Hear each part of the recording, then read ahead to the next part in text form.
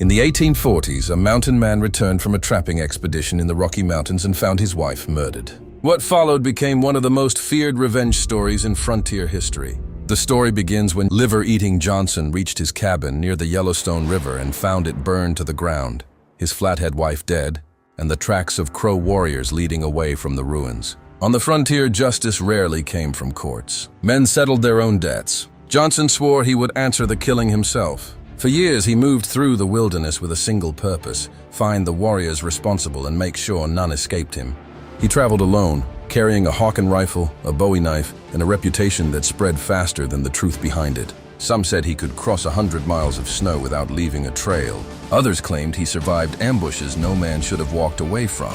When Johnson caught a Crow warrior, the fight was fast and brutal. He killed at close range and, according to frontier accounts, cut out the liver as a warning to the rest. Whether he actually consumed it or simply used the act to terrify his enemies remains debated, but the message was unmistakable. He would not stop until the men who destroyed his family were gone. The Crow responded with their own hunters. Ambushes, night raids, and traps followed him across the mountains.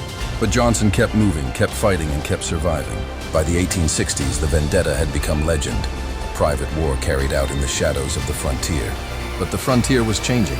Railroads pushed west. Territories became states, and men like Johnson, who had lived by the rifle and the knife, found themselves drawn into a new kind of work. He became a scout for the U.S. Army during the Indian Wars, guiding patrols through terrain he knew better than any map.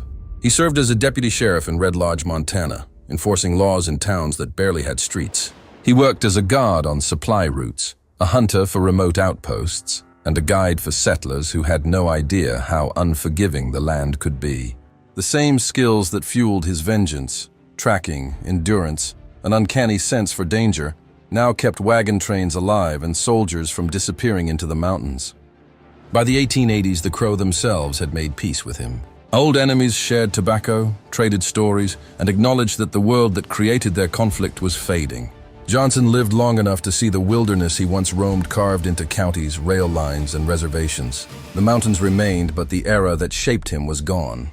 In 1900, he died in a veteran's home in California, far from the cabin where his war began, far from the peaks where his legend was born. His body was later moved to Cody, Wyoming, where mountain men and Crow descendants alike attended the reburial. A single murder in a remote cabin had unleashed a decades-long cycle of vengeance that echoed across the West. But the man who emerged from that violence lived long enough to become something more than a figure of fear. Liver-eating Johnson wasn't a folk hero or a monster. He was a man shaped by a world where law traveled slowly, violence traveled quickly, and survival demanded its own kind of justice.